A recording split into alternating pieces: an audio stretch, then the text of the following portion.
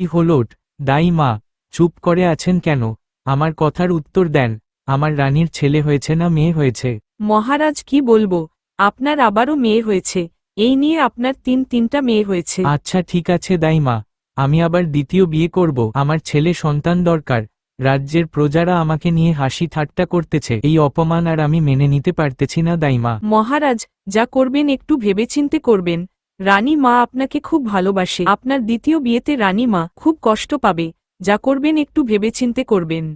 রাজার দ্বিতীয় বিয়ের কথা রানী তার দুই মেয়েকে বলছিল। রাজার দুই মেয়ে তার বাবার দ্বিতীয় বিয়ের কথা শুনে খুব কান্না করতে লাগল। এদিকে রাজা ছেলে না হওয়ার কষ্ট বুকে নিয়ে মন খারাপ করে ঘোড়াই করে জঙ্গলের দিকে যাচ্ছিল। জঙ্গলে ঢুকা মাত্র রাজা একজন মহিলাকে জঙ্গলে কান্না করতে দেখল। রাজা ঘোড়া থেকে নেমে মহিলাকে জিজ্ঞাসা করলে, তুমি কান্না করতেছ কেন?